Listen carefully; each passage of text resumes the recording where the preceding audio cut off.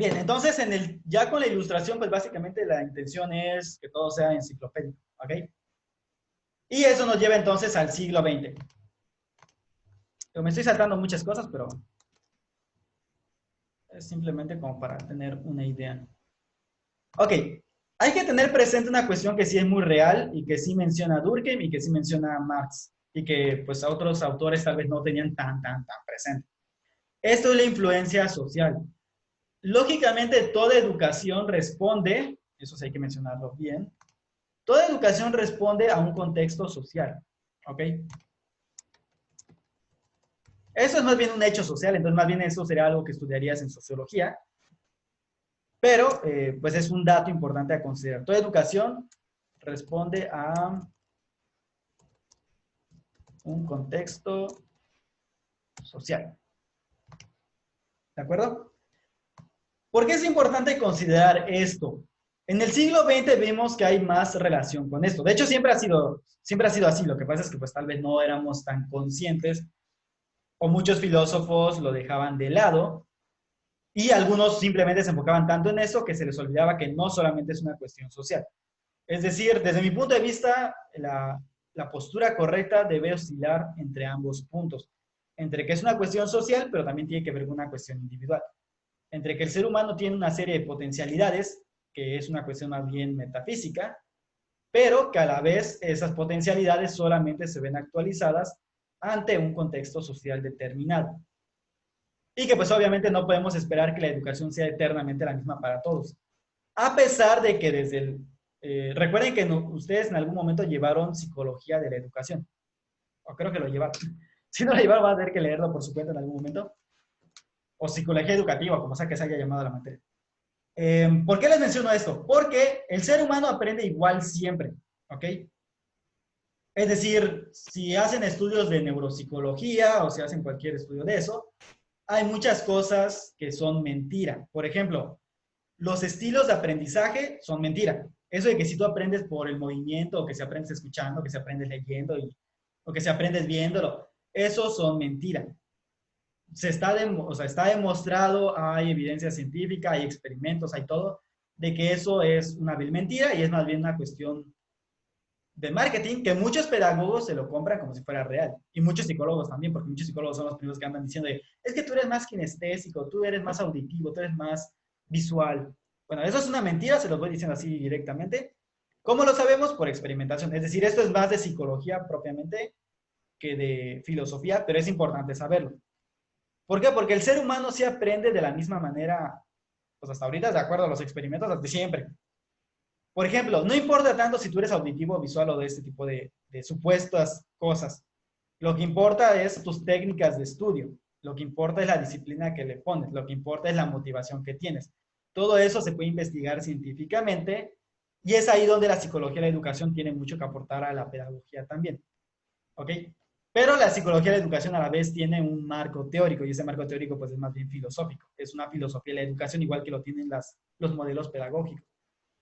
Entonces, por eso yo digo que más bien una postura adecuada de filosofía de la educación es considerar la educación como dos polos. Por un lado tenemos al individuo que tiene ciertas potencialidades que puede o no desarrollar y tenemos a la sociedad que necesita saciar ciertas necesidades y que obviamente cuando uno se integra a la sociedad pues va a tratar de saciarlas y que pues tiene que haber una coincidencia entre ambas. Y que obviamente estas potencialidades se van a ver reflejadas de acuerdo a también las necesidades sociales.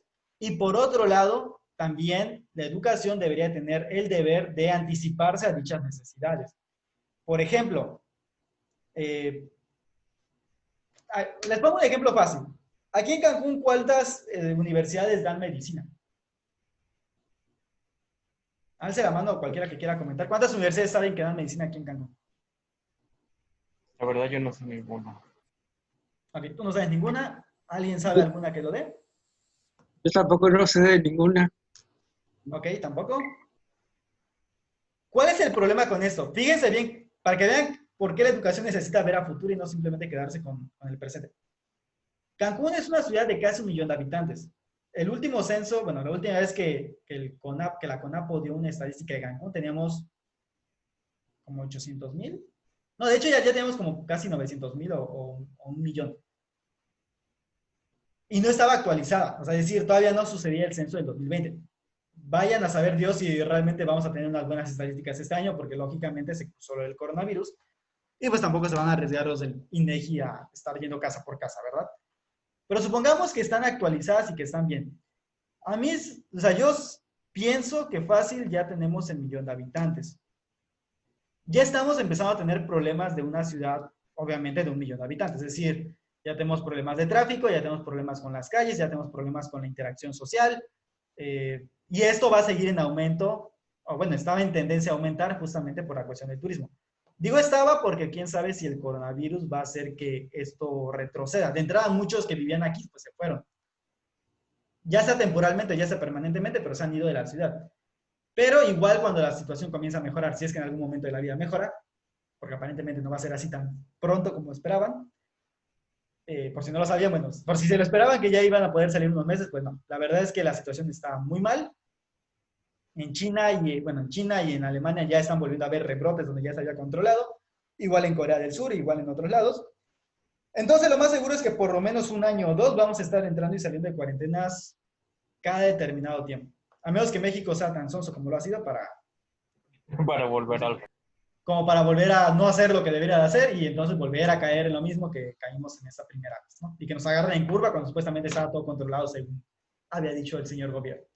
En fin, el punto es que esto pues lógicamente puede llegar a afectar esta tendencia que tiene Cancún. Pero ¿a qué vamos con todo esto? Cancún durante toda su vida, y seguramente alguien que haya pasado la prepa no me va a dejar mentir, creo que ustedes ya están más grandes, pero si eso pasaba a mi generación, ahora imagínense a ustedes que ya ha pasado más tiempo todavía. No hay una escuela de medicina. Si tú quieres estudiar paramédico, no puedes estudiarlo acá, tienes que irte a Chetumal, que es donde está donde sí está la carrera de medicina en la UCRO, o tienes que irte a Mérida, que es la otra más cercana, e irte a la UADY o a cualquier universidad de ahí que sí de medicina. Traducción. Cancún, a pesar de ser una ciudad que estaba creciendo mucho y que estuvo creciendo muy rápido en estos pocos años que tiene de vida, no ha sido capaz de poner en una escuela pública la carrera de medicina. Y en la única escuela privada que la dan es el Anáhuac. Obviamente es privada y ya se imaginarán que prácticamente hay que donar un riñón y la mitad del otro y tal vez meterte de escort un tiempo para poder pagar la carrera. Pues sí. Entonces, pues, lógicamente estamos viendo que la educación o que el sistema educativo aquí en Cancún o en general, quien sea que tome las decisiones de qué se enseña y qué no en cada ciudad, no está yendo a la par. Por otro lado, tenemos carreras que están saturadísimas. Psicología es una carrera muy saturada. Y curiosamente, no por la cuestión clínica. Entonces, no es que estén pidiendo psicólogos para atender a la población que tanto lo necesita porque estamos bien enfermos los cancunenses, sino que se están contratando psicólogos porque quieren tener a un reclutador. Que tampoco es que sea malo, pero obviamente no todas las empresas son tan grandes para contratar a un psicólogo. Los que lo contratan no van a contratar 20 psicólogos para hacer exactamente el papel que puede hacer uno solo. ¿Sí me explico?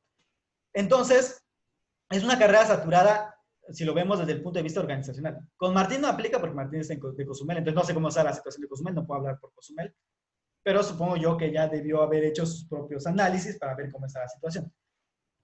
Que lógicamente es más fácil encontrar un trabajo de ese estilo a encontrar un trabajo, por ejemplo, de psicoterapeuta aquí en Cancún, porque no hay, vaya, ni siquiera tenemos un hospital psiquiátrico, por el amor de Dios, entonces para que se una idea. Y lo mismo pasa con pedagogía. También hay un montón de pedagogos, lo mismo pasa con derecho, hay un montón de abogados. Prácticamente son carreras que por tradición o culturalmente hablando han sido desde el siglo XX en México de las más fáciles para tener asegurado un puesto de trabajo. Ser abogado, ser contador, ser administrador.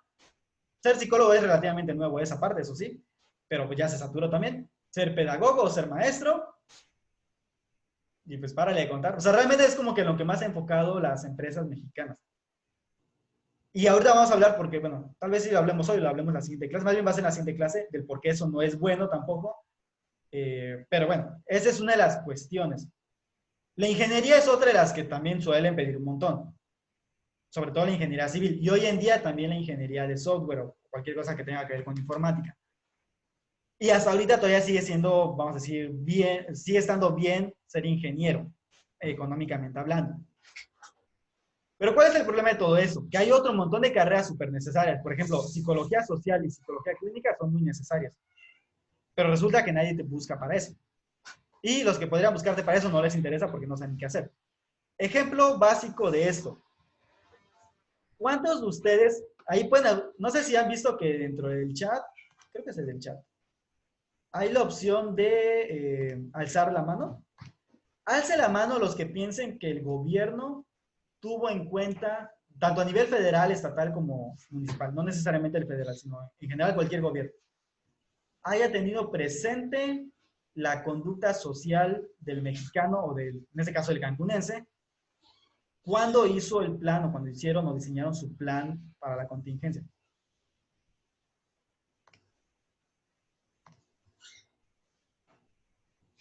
Pueden contestar por el chat o pueden alzar la mano simplemente, porque en el chat les da la opción de alzar la manita y como si fueran a querer hablar. Entonces, no sé. ¿Cómo fue la pregunta? ¿Cuántos de ustedes consideran que el gobierno tuvo presente la conducta social, es decir, la psicología social del mexicano o del cancunense, en este caso, o del cozumeleño? Vamos a hablar del mexicano en general. Al momento de diseñar el plan para la contingencia. Ok. Ulises ya dijo que no. Henry ya dijo que no. De los demás que están conectados, Pablo ya dijo que tampoco que no. Los otros 4, ¿qué piensan? Hay otros 4, ¿no? Se supone que son 7. Ok, Viriana, que no es Viriana, ¿no? Creo que dijo que no. Pero es Villegas, supongo que es alguna de las Villegas. ¿Alguien más? Me faltan 3 personas por comentar. Carlos.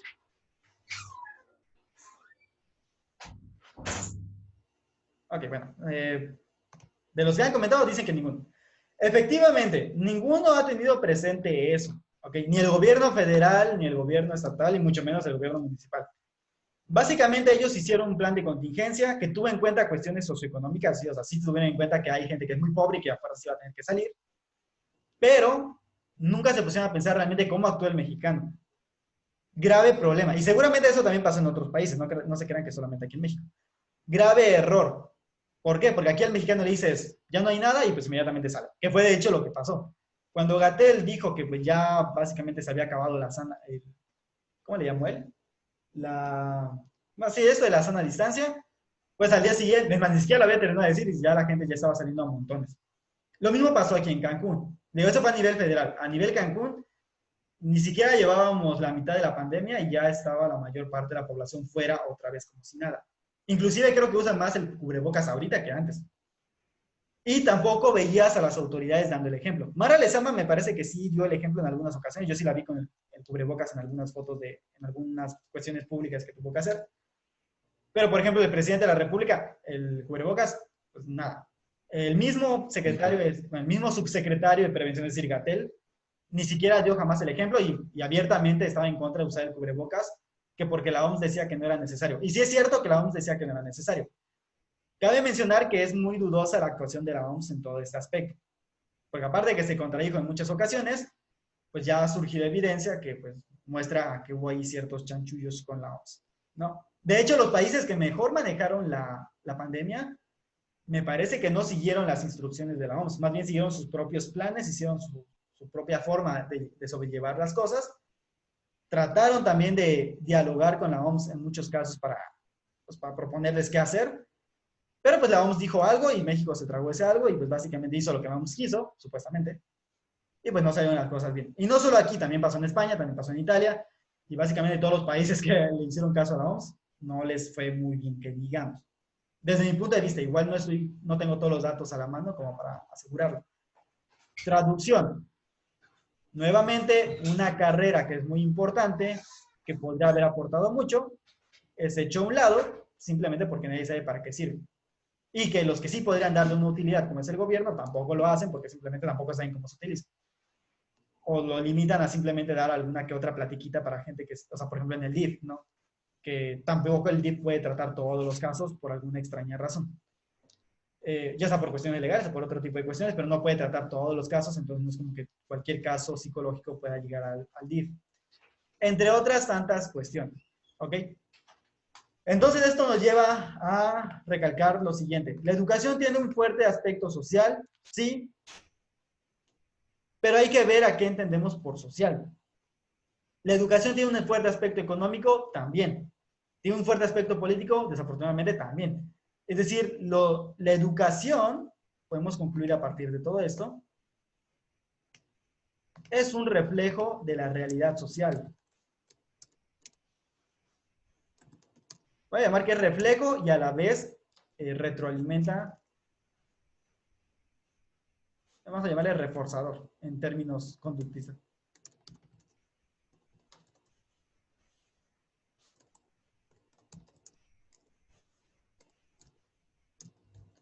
Ok. Esto es como que una conclusión que puedo decir a partir de todo esto. Es decir, va a ser un reflejo porque, lógicamente, esta sociedad es la que te dice qué tienes que enseñar y cómo enseñarlo, y qué es lo que esperan que tú enseñes, y qué es lo que tú esperas que aprendas y que hagas. Y por otro lado, lo refuerza porque, lógicamente, si hay problemas en la sociedad, eso se va a ver reflejado en la educación y eso a la vez se va a reforzar en la misma porque al fin y al cabo parte de la misma sociedad. ¿Ok? Entonces, realmente el fracaso de la sociedad es un fracaso también de la educación, pero no es simplemente culpa de los maestros, no es simplemente culpa de los alumnos, no es simplemente culpa del sistema educativo, es culpa de toda la sociedad. Es decir, la sociedad es la que está mal y por lo tanto, pues obviamente se espera que esté mal todo lo demás, ¿no? Porque la educación lo único que hace es reflejar y reforzar. También puede corregirlo, sí, pero entonces ahí tienes que hacer un serio análisis y una crítica, no simplemente copiar modelos educativos o pedagógicos que has visto en otros países, que sí se tomaron el tiempo y el esfuerzo de juntar psicólogos, pedagogos, antropólogos, sociólogos, para hacer un estudio serio de su sociedad y a partir de él proponer un modelo educativo. Entonces, por eso es que es muy malo querernos comparar con otros países, porque esos países sí han hecho este trabajo que nosotros no hemos hecho y luego estar importando modelos educativos del país que sea. Si no haces ese trabajo de fondo, pues obviamente es como quererle poner un parche a algo que pues es un hueco enorme, vaya, ¿no? Cuando deberías adoptar el parche al hueco, o más bien deberías hacer algo que realmente llene el hueco y no que sea un simple parche. ¿Ok? Entonces, en el siglo XX hemos tenido muchas pedagogías, muchas formas de ver las cosas. Tenemos, por ejemplo, el método Montessori, tenemos el método de Juan Bautista Lasalle, que de hecho nació antes, o sea, nació en el siglo XIX, y que es el modelo básicamente de Universidad Azteca y de Lasalle. O sea, tenemos muchos modelos educativos. No me voy a meter con la cuestión de los modelos educativos porque más bien eso es algo que le importa más bien al pedagogo. Lo que sí es importante es rescatar algo. Una visión que es muy importante. La visión comunitaria, no comunista, no socialista, sino comunitaria, y la visión individual. La educación no es únicamente una cuestión que deba responder al mercado, que muchas veces muchos gurús educativos actuales es lo que te manejan. Y normalmente, obviamente, es un aspecto importante, pero no es el único. ¿Por qué no tiene que enfocarse únicamente en el mercado? Porque el mercado puede ser tonto, que es lo que les decía anteriormente. Aquí necesitamos médicos, pues resulta que nadie se le ha ocurrido formar médicos. Una de las cuestiones que tal vez han visto mucho, déjame ver si lo puedo encontrar, ha sido que hay que enseñar, que es una de las tantas cosas que luego ponen, déjenme buscar a ver si se los encuentro. Pero, por ejemplo, estos gurús educativos que dicen que deberíamos de enseñar nutrición en la escuela, enseñarles inteligencia emocional, enseñarles ventas, enseñarles a, no me acuerdo qué más, ¿no? Pero a ese tipo de cosas. ¿Por qué se equivocan completamente estos señores? Porque para empezar hay que entender cuál es el objetivo del sistema educativo público. Es decir, no estamos hablando del privado puede ser lo que se dé la gana, siempre y cuando tenga obviamente la base pública. Pero, ¿por qué el sistema público no puede enfocarse únicamente en eso? Porque la educación tiene una doble finalidad. Es decir, la educación no está únicamente para que tú vayas a trabajar, que ese es otro error. La gente estudia para trabajar, no estudia porque quiera conocer y profundizar y mejorarse como persona, que sería tal vez algo un poco más idealista. Y resulta que tal vez aquí el socialismo y el capitalismo están de acuerdo, que la gente debería estudiar para formar parte de esta estructura económica. Y sí, el socialismo y el capitalismo me parece que están completamente de acuerdo, no se alejan mucho uno de otro. A ver, enseñar la escuela. Ok, voy a buscarles esta imagen a ver si la encuentro. Si la encuentro, pues ya la hice, y si no, pues ni modo. Porque es una de las tantas críticas que le hacen al sistema educativo, que está muy atrasado, que no sirve, que no te sirve para la vida real, lo cual hasta cierto punto es cierto, pero también es muy falso. Dije hasta cierto punto, no quiere decir que sea completamente cierto. Igual ustedes háganse su propio criterio de qué tan falso, qué tan cierto les parece lo que les voy a decir. A ver, les comparto la imagen. ¿Dónde está? Ok. Quiero que vean esta imagen. De hecho, hay muchas que son similares, pero pues aquí les he puesto esta en general. 8 materias que deberían de enseñar en la escuela. Ojo, no quiere decir que no deban de enseñarse. Simplemente la educación no puede reducirse a ellas desde mi punto de vista. Dice nutrición, inteligencia emocional, creatividad, cooperación, programación, conciencia ambiental, finanzas personales y meditación. Ok, primer error de todo eso. Si tú enseñas esto, vas a matar el interés por todo eso de por sí. Digo, es como que yo les quiero enseñar valores y el problema es justamente que al querer enseñar valores de forma explícita, pues la gente simplemente no hace nada al final. O sea, no terminas viviendo ese valor.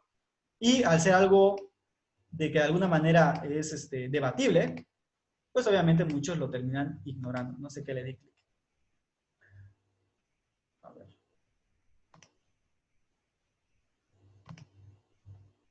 Creo que se perdió. Bueno, a ver, espérame. Ok, estas son las 8 materias que muchos dicen que deberían enseñarse. ¿Nutrición se enseña en la escuela? Sí. En la educación básica se enseña y de hecho lo van a volver a enseñar un poco más explícitamente, aparentemente, pero siempre se ha enseñado. O corríjanme si me equivoco, pero hasta donde yo sé, en lo que era el jardín de niños y la primaria, te enseñaban el plato del buen comer, te enseñaban cómo hay que comer bien, o sea, te enseñaban un montón de cosas de salud. Pequeño problema. Ok, supongamos que agregamos esta materia a la escuela. ¿Y quién va a decirle a los papás que tienen que darle comer a sus hijos? Es decir, podrías hacerlo, pero, porque de hecho lo haces.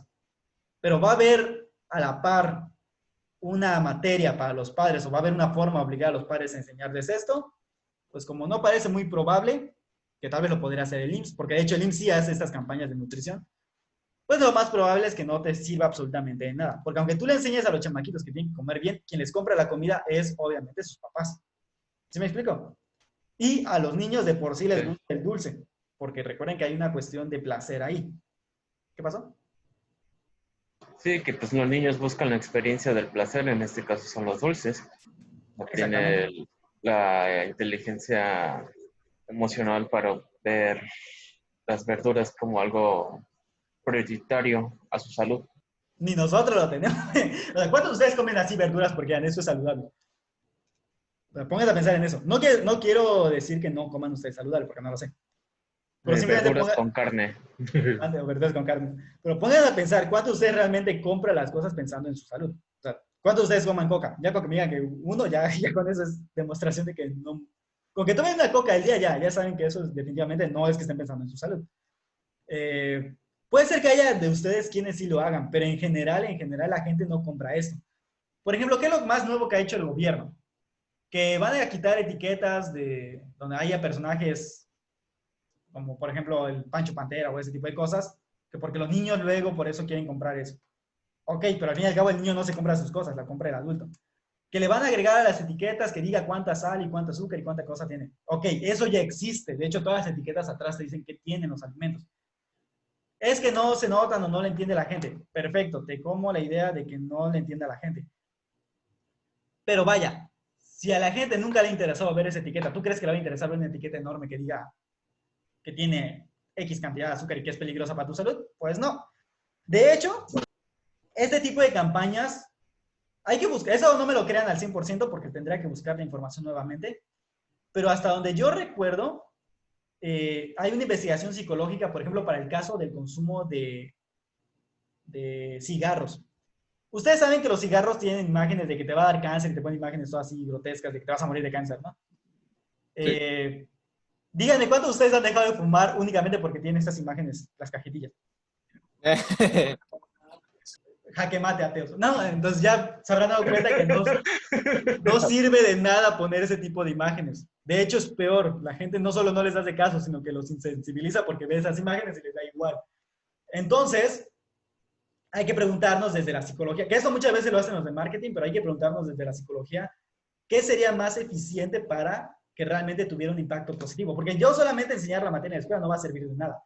La otra demostración de que no sirve de nada, Este tema, aunque no se ve directamente ya en la prepa, pero por lo menos en lo que fue el jardín de niños y la primaria, sí se vio o sí se veía o sí se ve lo que es el plato del buen comer, lo que es toda esa parte, vaya, ¿no?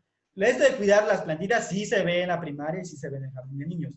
En la secundaria no me acuerdo mucho, ya en la secundaria como que no tanto, pero sí me acuerdo que al menos en la primaria y en el jardín de niños sí se ve. Ok, finanzas personales, pues no. Antes, otra vez ya lo sé. Antes sí había, o por lo menos donde yo estudié la primaria, que era una particular, sí se hacía algo como una caja de ahorro. Entonces te enseñaban a ahorrar del dinero. Y lo llevaba el maestro. Y al final de cada determinado tiempo el maestro te daba tus ahorros. ¿Por qué se dejó de hacer? No sé, pero creo que tenía mucho que ver con la cuestión de que luego había problemas de, ya saben, el típico problema de si el maestro se clavó el dinero o si los alumnos se clavaron el dinero o qué pasó, ¿no? Entonces yo creo que por eso las escuelas lo dejaron de hacer. Ok, era algo sencillo y no era una materia como tal, pero te ayudaba a entender la necesidad del ahorro. ¿Ok? Y ya si esto iba reforzado en la casa de que los papás ahorraban o te decían que había que ahorrar, pues era algo importante. En mi caso, mis papás sí me enseñaron que tenía que ahorrar. Y aparte en la escuela lo hacíamos. ¿Puede ser una materia en sí misma? Sí, quizás se pueda adoptar. O sea, no digo que no pueda enseñarse. Igual podría ser algo transversal como en matemáticas, enseñarlo junto con otras materias. O igual en una materia en sí misma. ¿Dónde sí se podría enseñar como tal? En la prepa. Y obviamente en la universidad. Pero bueno, en la universidad digamos que eso ya es más libre y que ese sea problema de cada quien. Pero en la prepa tal vez sí te podría enseñar finanzas personales sin problema. Por ejemplo, profe, como hacen actividades, por ejemplo, en Japón tiene la actividad de que todos los estudiantes tienen que limpiar la escuela y el salón. Y aquí no lo hacemos. Ajá, porque tenemos diferente visión de lo que es la escuela. Ahí en Japón inclusive las particulares funcionan así. Aquí en México les pueden hacer eso y seguramente muchos padres de familia se van a poner el grito en el cielo porque ¿cómo es posible que para eso paguen la escuela? Si es una particular. Esa es una de gobierno, te van a decir exactamente lo mismo. ¿Cómo es posible que quieran aprovecharse mis hijos, no? Por la idea que tenemos de lo que es. Qué bueno que menciona la cuestión de Japón. Lo vamos a ver en la siguiente clase, pero sí me interesa que se vayan fijando en los valores que hay detrás de cada educación. Los japoneses y los asiáticos en general tienen una visión de la sociedad por la cual ellos sí permiten ese tipo de cosas, que ya lo vamos a ver si es bueno o malo, ¿no? Y el occidental también tiene otra visión distinta. Y dentro del mismo occidente hay diversas visiones. Por ejemplo, los finlandeses tienen su propia forma de ver la educación, los estadounidenses la suya y nosotros la nuestra. Que muchas veces es negativa, muchas veces es positiva en algunos aspectos. Entonces, todos tienen su aspecto positivo y su aspecto negativo. Algunas veces son más negativas que otras, pero bueno. Entonces, a eso vamos. Es decir, hay muchas cosas. Por ejemplo, la creatividad. ¿Cómo enseña la creatividad? ¿Se puede enseñar la creatividad? Seguramente sí. Pero, por ejemplo, muchos de ustedes tal vez los dejaron hacer un video o un proyecto o algo, ya sea en la prepa o ya sea en la universidad. Ahí tuvieron que ejercer su creatividad. ¿Ok? No necesariamente tiene que ser una materia. Es algo que se ejerce en todas las materias. Lo que pasa es que no les gusta muchas veces y muchas veces dicen, ay, ¿para qué voy a hacer eso? ¿Qué tontería? ¿Para qué lo hago? Bueno, el por qué, ¿para qué lo haces? Es que, pues tarde o temprano te puede servir en la vida, ¿no? Y que aparte no te lo estamos enseñando como materia. Si te lo enseñamos como materia, seguramente sería peor, porque si de por sí odias estas actividades siendo una actividad de vez en cuando de las clases, ahora imagínate que fuera exclusivamente una materia para esto. Y aparte, ¿qué tal si no se te da tanto la creatividad? Ya sea porque tú piensas que no, porque simplemente no se te antoja, bueno, eso es otro. La cooperación. Eso es algo que no se puede enseñar como materia, es algo que se hace simplemente. Que tal vez los maestros deban y me incluyo yo mismo, tengamos que aprender mejores maneras de trabajar la cooperación en clase, pues sí, pero no una materia en sí misma. La inteligencia emocional es algo que debe estar en todas las clases nuevamente, no es algo propio de una clase en especial. Si yo te pongo una clase, que sí lo hay porque en España sí han dado esta materia como tal, pero que en general es algo que debe verse en todos lados. Lo puedes ver de forma exclusiva, sí, pero seguramente mucha gente va a decir, ah, ¿para qué? Es como el ejemplo de orientación vocacional, que es muy importante, pero cuando llevan la materia dicen, ay, ¿para qué? O es el típico meme de orientación vocacional y desaparece la persona, ¿no? ¿Por qué? Porque lo ven como una hora muerta, una hora que no tiene sentido. La programación, lo mismo. La programación es algo muy importante y muy bueno, pero no todos quieren ni les interesa para nada la programación. ¿Para qué los vas a obligar a esto? Porque esa es la excusa que ponen, ¿eh?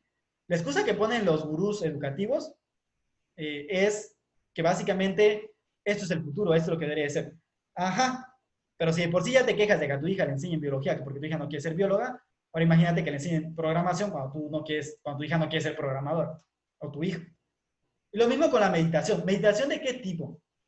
Si es una meditación budista, el cristiano te va a poner el grito en el cielo. Si es una meditación cristiana, el budista o otra religión te va a poner el grito en el cielo. ¿Qué tipo de meditación? Mindfulness, entonces no es meditación. Es una cuestión psicológica y eso se puede tratar de otras maneras o como parte de, no sé, de una actividad escolar, etc. No necesariamente una meditación. No una materia. ¿Cómo enseñas meditación como materia? ¿Cuántos temas lo vas a reprobar por no haber meditado bien? ¿Sí me explico? No respiras bien. No respiras bien, reprobado. Examen de respiración. O sea, no quiere decir, con eso no quiere decir que no se puede enseñar. A lo que voy es, como materia tal vez sea más perjudicial que realmente llevarlo como una actividad o como algo transversal, que más bien eso sería algo transversal. En biología se ve nutrición. Por ejemplo, en biología tú ves cómo funcionan las proteínas, ves cómo funcionan las grasas, ves cómo funcionan los azúcares. Dígame, ¿cuál de ustedes se le ocurrió alguna vez ligar la idea de las proteínas con la educación física? Bueno, para empezar, ¿cuántos de ustedes hacen ejercicio o van al gimnasio? Yo. Ok, solo Martín. De acuerdo. Yo también. Ok, también ahí ya tenemos a Villegas. ¿Quién más? Ok, de acuerdo. Supongamos que no todos llevan... ¿Ven por qué es importante la educación física? Que muchas veces los mismos maestros de educación física no le prestan atención a eso. Si tú combinas educación física con biología, ya tienes la clave para tener una vida saludable. No te estoy diciendo que quedes mamadísimo ni nada de eso. Y probablemente sí puedas llegar a hacerlo si ya lo aprendes bien. No necesitas enseñar la nutrición por fuera. Quizá como un taller, quizá como una cosa, pero no propiamente una materia. Porque para eso ya existe biología y de hecho ves más. Pero en biología tú aprendes las proteínas, aprendes cómo funcionan, aprendes sus propiedades. Si esto lo combinas con una cuestión como educación física, vas a aprender que necesitas consumir X cantidad de proteínas cada determinado tiempo, o dependiendo de qué ejercicio o cuál es tu meta, para hacer crecer el músculo. Y que si tú quieres hacer crecer el músculo, necesitas carbohidratos. Y que entonces hay ciertos ejercicios que te sirven a aumentar de peso, pero de masa muscular, no de peso en grasa. Y que eso necesitas mucha ingesta de proteínas y mucha ingesta de carbohidratos. Y que aparte hay diversos tipos de carbohidratos, que no todos son iguales. Pero sigue habiendo el problema de que tú como niño, adolescente, preparatoria, no tienes cómo escoger, dependes de tus padres. En prepa un poco más, y ya tengan presente que, ¿por qué yo me enfoco más en prepa y en universidad? Porque en prepa ya tienes más libertad, más decisión. Bueno, sí. Y porque ya cuando te acercas a sexto, pues ya básicamente ya vas haciendo un adulto. Es cierto que muchas veces todavía siguen habiendo muchas cosas que dependen de tus padres. Pero, por ejemplo, hacer ejercicio ya no depende de tus padres. Tú puedes hacer ejercicio cuando sin la aprobación de tus padres. Tal vez no vayas a ir a un gimnasio, pero si tu maestro de educación física te enseñó bien, esos ejercicios de educación física pueden ser la base para que luego aprendas más. Si se dan cuenta, ahorita en YouTube hay muchos licenciados en educación física o entrenadores certificados, porque están certificados y muchas veces estos entrenadores certificados en Estados Unidos o Europa, pues pasan por un proceso riguroso, no es cualquier cursillo. Pues básicamente están enseñando a hacer esto, ¿ok? O sea, a llevar una vida sana, ejercicio, y tú puedes escuchar muchas veces que inclusive ellos, o a veces son los mismos nutriólogos los que hayan estudiado eso, cómo te combinan los temas que tú viste en química y en biología con algo como la educación física. Por eso les digo que, que muchas veces no se toma en serio la educación física cuando debería ser muy seria. Y tampoco se toma en serio lo que ves en biología cuando todo esto que estoy hablando de nutrición, de los azúcares, bueno, los carbohidratos, las proteínas, las grasas, si tú lo combinas con esto ya tienes algo útil que te va a servir en la vida cotidiana. No necesitas inventarte una materia nueva para eso, porque ya existe. La cuestión es más bien hacerlo más transversal, que haya más diálogo entre el maestro tal vez de educación física con el de biología y el de química, tal vez el maestro de matemáticas con el de, bueno, por ejemplo, aquellos que llevan administración. ¿Sí me explico? El de filosofía con la de psicología, los que lo llevan, porque no todos lo llevan. La de informática, bueno, que te enseñe tal vez las bases, no implica que tenga que enseñar programación. ¿Sí me explico? Bueno, ¿a qué voy con todo esto? Que estos gurús no entienden la función de la educación. Y ese es un problema que vamos a ver en la siguiente clase. Que la educación no puede englobarse únicamente en el mercado. Es decir, no todo lo que te enseñan en la escuela es para... No te lo enseñan para que tú salgas y trabajes. Que eso es lo que no entienden tampoco los alumnos cuando pasan a la prepa, por ejemplo. Queda claro que la educación básica, lo que es kinder, primaria y secundaria, pues es eso, es básica y no tiene en ningún momento el enfoque de que tú trabajes. Pero cuando ya hablas de la prepa tampoco tendría por qué tenerlo. Tengan presente lo siguiente, eso se lo digo para que lo mediten y lo discutan, y ya luego en la siguiente clase, si quieren rebatirlo, pues díganme su punto de vista. Pero sí quiero que lo piensen y sí quiero que lo anoten y que lo mediten durante la semana. Pónganse a pensar cuando ustedes estaban en prepa. Por un lado, ustedes saliendo de prepa, muchos podrían haber decidido continuar la universidad. Muchos podrían haber decidido continuar, pero no en ese momento porque por otras necesidades pues tuvieron que trabajar. Y muchos tal vez dijeron, pues ya estoy harto de la escuela, yo quiero trabajar. ¿Ok? Perfecto. ¿Qué pasaría? Y pónganse a pensar en lo siguiente. Se los pongo en la realidad actual. Tenemos un virus. Muchas personas piensan que el virus es una mentira, o es un intento del gobierno de controlarnos, o es un intento de un gobierno mundial de controlarnos, o es una conspiración de los reptilianos para disminuir la población, o es Las torres 5G. O las torres 5G, que las torres lo que quieren es controlar. Líquido Porque te van de a la sacar... rodilla. Eso iba a decir, el líquido de la rodilla. Pónganse a pensar en eso. ¿Qué pasaría si dijéramos lo que dicen muchos gurús educativos de, oh, no, quiten esas materias. ¿Para qué quieres saber biología si tú no vas a ser biólogo? ¿Para qué quieres ser ¿Para qué es enseñarte la ecuación cuadrática cuando tú no vas a ser matemático? ¿Para qué, para qué enseñarte qué otra cosa les gusta que critiquen? ¿Para qué enseñarte filosofía si tú no vas a ser filósofo y si al fin y al cabo eso ni te sirve de nada? Eso es lo que dicen los gurús educativos. Fíjense en sus discursos. Todo el discurso va enfocado a que te enseñen lo que tú quieres, que aparte, ¿cómo sabes que te gusta? Piensen también en eso. ¿Cómo sabes que algo te gusta si nunca te han puesto frente a la mesa que existe? ¿Me explico? O sea, ¿cómo puedes saber que te gustan las matemáticas o que no te gustan si nunca te pusieron a hacer matemáticas porque resulta que alguien decidió que tú no necesitas llevar matemáticas porque tú no vas a hacer, porque a ti no te gusta, no sé, porque a ti te gusta el baile?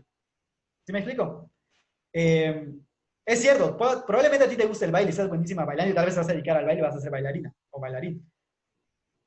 Pero tengan presente cuántas personas no acabaron la prepa o apenas acabaron la prepa y creen en este tipo de mitos.